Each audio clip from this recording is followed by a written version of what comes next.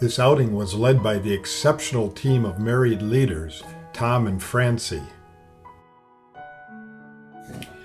The Ocala National Forest has miles and miles of forest roads that are open to SUVs, ATVs, and other off-road vehicles. But some recreational users of these vehicles create new entrances and new roads in the forest. This illegal traffic is detrimental to both the flora and the fauna of the forest. So our first job was to try to make it very difficult or impossible for these vehicles to access at these illegal points.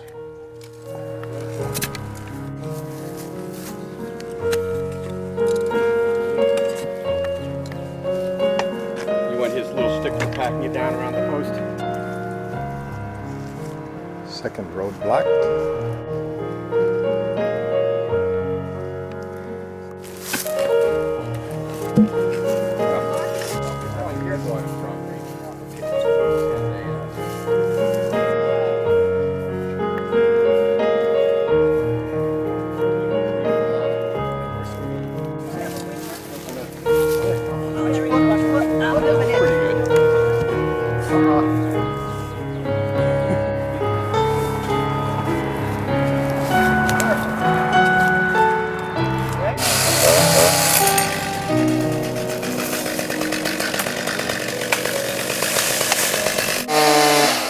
Timber!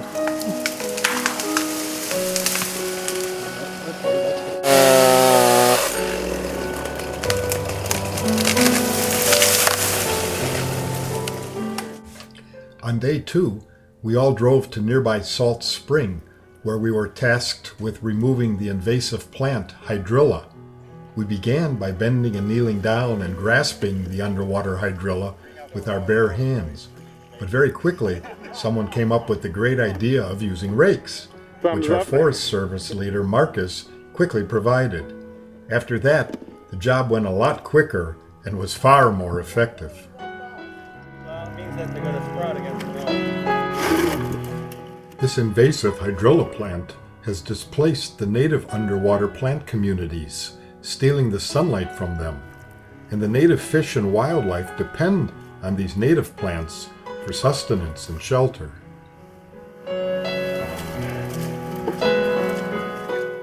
Our Forest Service leaders were Marcus and Lindsay, and while Marcus was leading us in the hydrilla removal, Lindsay had others of our group walking the forest looking for air potatoes, an invasive twining vine that quickly engulfs the native vegetation of the forest as it climbs high up into the forest canopy. These are its tubers, which do resemble potatoes.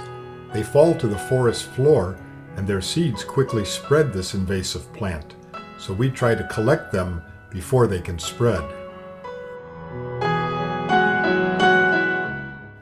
Wednesday was our day off. A number rented canoes and paddled the nearby Silver River. Several others went hiking, and 2 of us went mountain biking. Then we all met back at camp before heading off for supper at a local restaurant.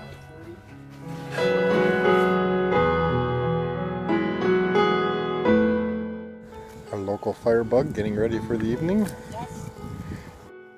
Each evening after supper, we enjoyed a campfire, telling stories and joking and socializing with our new friends who love the outdoors as much as we do. I got one for the remote lot, and now I find out they won't take it. Well, there's waiting lots. They have a cell phone lot. There's a cell phone Yeah. lot, Yeah, but the remote lot, you...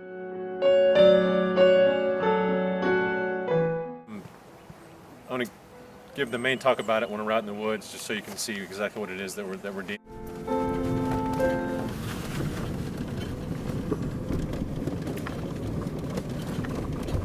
This is a peeper scope, and we use it to peep inside the nest cavity of the woodpeckers. We got a Cool. external monitor here. It's a wireless signal that's transmitted from this little unit here. How do the woodpeckers feel about that? The woodpeckers are not in there unless it's nesting season. Does Google know about this? We don't have it on Google Earth just yet. But the red-copckaded woodpecker is the only woodpecker in the world that nest inside a living tree, builds its cavity inside a living tree. I had a little boy correct me when I was giving this talk one day, and he says, well, there is a woodpecker that lives in this saguaro cactus. I never can pronounce that. Saguaro. Saguaro. And I said, well, you're absolutely correct, but technically that's not a tree. And then we all headed into the forest. A little bit crappy. It's a little bit crappy. So Liz makes this look easy. SBC for sure. Some point in time today, everybody should try to poke that thing in that little cavity.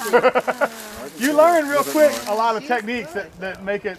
I was telling earlier, I've got one at 62 feet that I have to peep every year. It's going to be completely bare bottom wood. So you find trash in there, it's dead.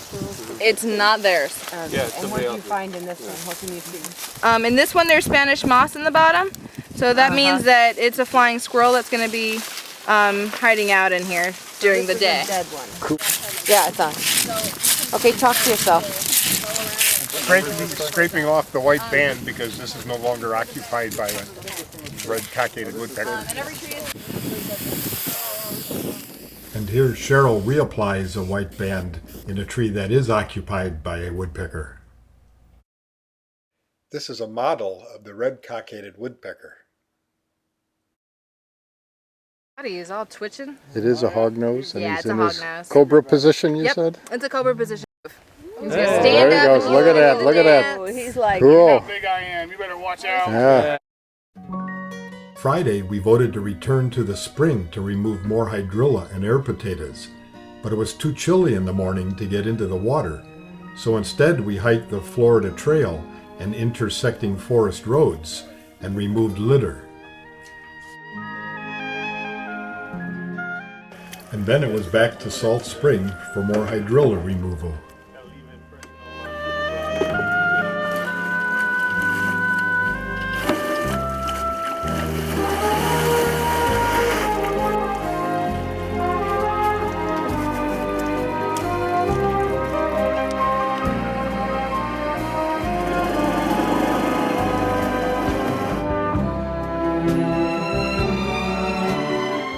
Okay, this person's Sierra Club name will be Fire Chief. Susan! That would be Susan. boy, that was an easy one. This person's Sierra Club name will be Hydrilla. Kathy, maybe? Oh, good. Yes, that's Kathy. Because I could just picture, you're always coming up with those big, huge because armfuls you of spend so much hydrilla. time in the water. Yeah. If you want to be an invasive species. This one will be...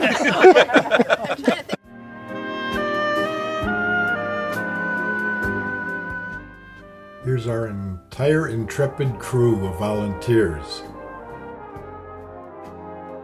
followed by a few still photos of the trip.